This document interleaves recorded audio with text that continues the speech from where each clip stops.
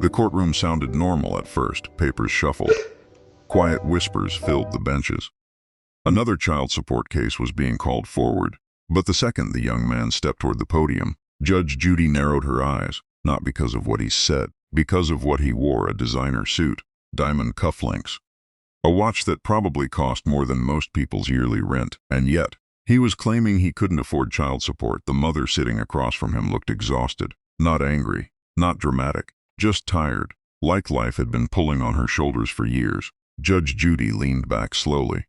"You're telling this court," she said carefully, "that you can't support your own daughter." The young man adjusted his tie confidently. "My business collapsed." Judge Judy stared at him for a long second. Then she noticed something else, the smirk. That tiny little smirk, like he believed nobody could touch him.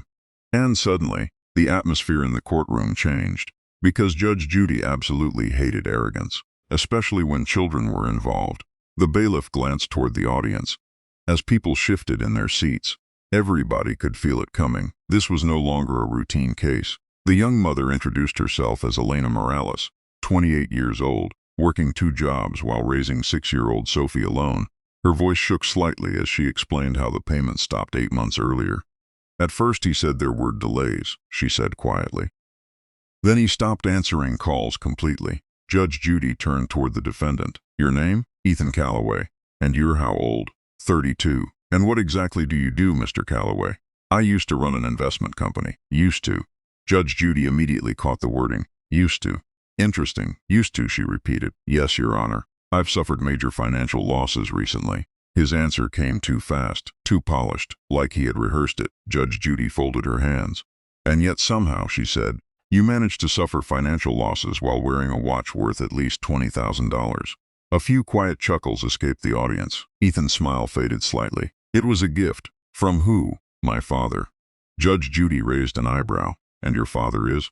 Ethan hesitated. That hesitation lasted barely a second.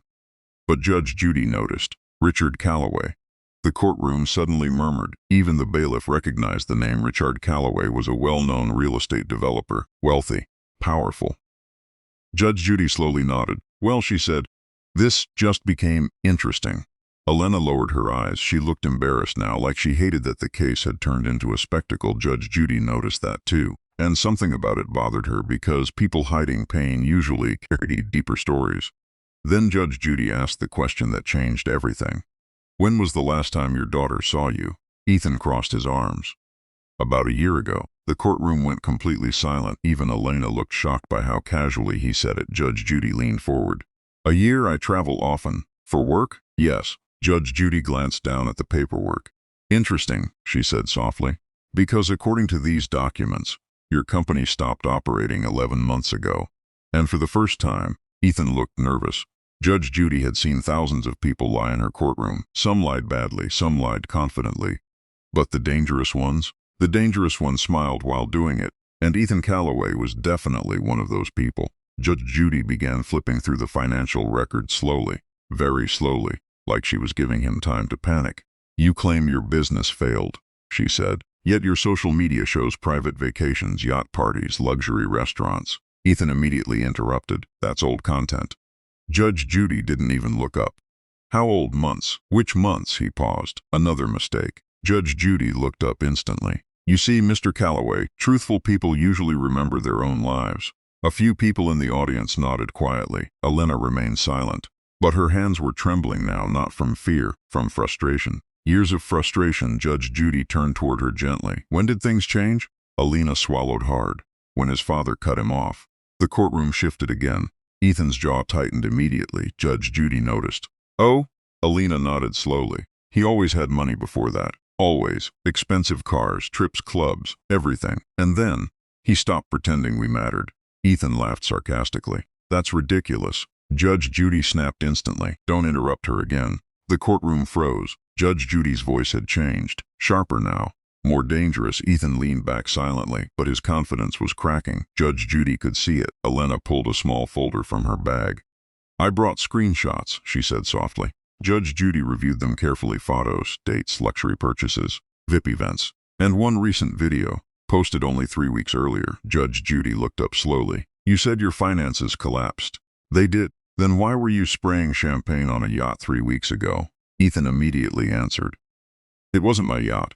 The courtroom burst into laughter. Even Judge Judy looked stunned for a second. Then she removed her glasses slowly. That may be the dumbest defense I've heard this month. More laughter filled the room, but Elena wasn't laughing. She looked like she wanted to cry. Judge Judy noticed again. Pain behind silence. That usually meant betrayal ran deeper than money. Then Elena revealed something nobody expected. He missed Sophie's surgery. The room went still. Even Ethan stopped moving. Judge Judy's face hardened immediately. What surgery? Elena's voice cracked. She had a heart procedure last winter. Judge Judy turned sharply toward Ethan. You knew about this. I was overseas. That wasn't my question. Ethan looked trapped now. Yes, and you still didn't come. She was fine. Judge Judy's expression changed instantly. Not anger anymore. Disappointment, which was somehow worse. You know, Judge Judy said quietly, I've seen irresponsible parents before. But there's something particularly disturbing about parents who believe money excuses absence. Ethan stayed silent, because for the first time since entering the courtroom, he had no clever answer. Judge Judy leaned back. She wasn't done. Not even close. Because one detail still bothered her. If Ethan was truly broke, why was he trying so hard to look rich? And that question was about to expose something far bigger than unpaid child support. Judge Judy suddenly asked for Ethan's bank statements. Again, not the summary pages, the detailed ones. Ethan hesitated before handing them over. That hesitation told her everything. She scanned the pages carefully, then stopped. One transaction, then another, then another. Her eyes narrowed.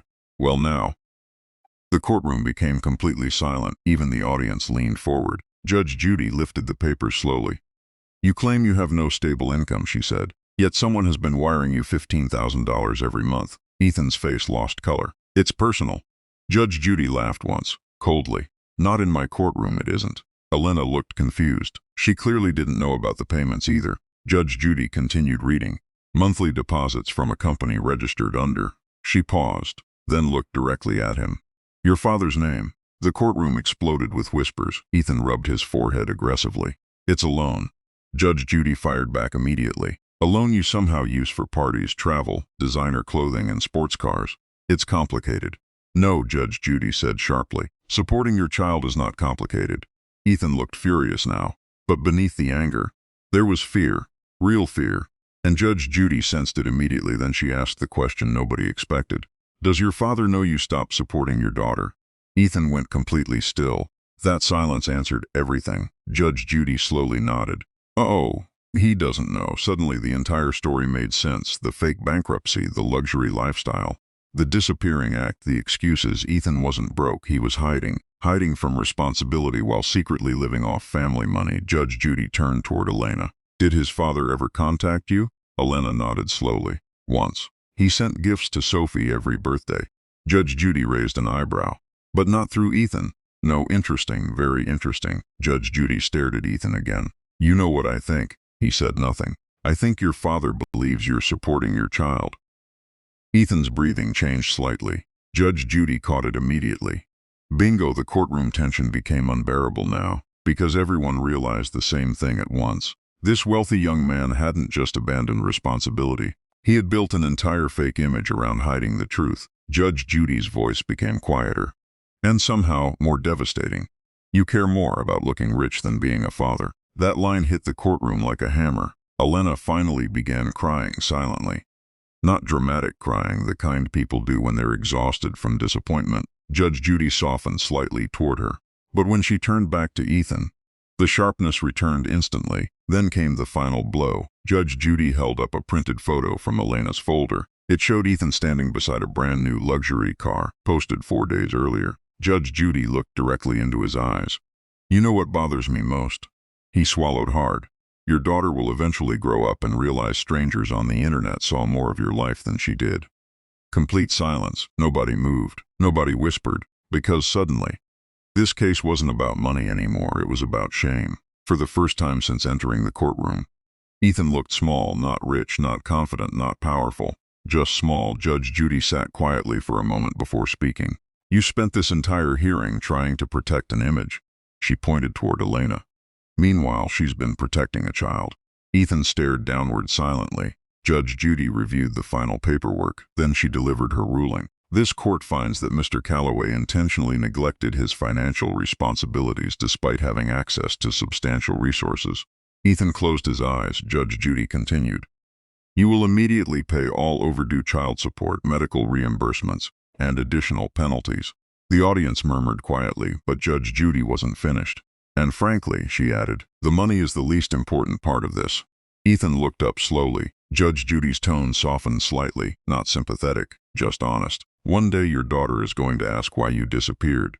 The courtroom became still again. And trust me, Judge Judy said, there's no luxury car in the world expensive enough to outrun that conversation. Ethan looked completely broken now. Like the performance had finally ended, Elena wiped tears from her face quietly. Judge Judy turned toward her. You did the right thing bringing this case. Elena nodded emotionally. Thank you. Judge Judy gave a small nod back. Then she glanced one last time at Ethan. You had every opportunity to be a father. Her voice lowered, and you traded it for appearances. That line stayed hanging in the courtroom air, heavy, painful. Final, the bailiff announced the case was concluded. But nobody moved immediately because the emotional weight still lingered. Ethan slowly gathered his papers without looking at anyone. No confidence left, no smirk, no performance, just silence. And as he walked toward the exit, Judge Judy noticed something strange. The expensive watch was gone from his wrist. Maybe he removed it out of embarrassment. Or maybe, for the first time in a very long time, he finally understood what it actually cost him. And back at the plaintiff's table, Elena quietly smiled at a photo of Sophie on her phone, not because she won money, because someone finally saw the truth fade out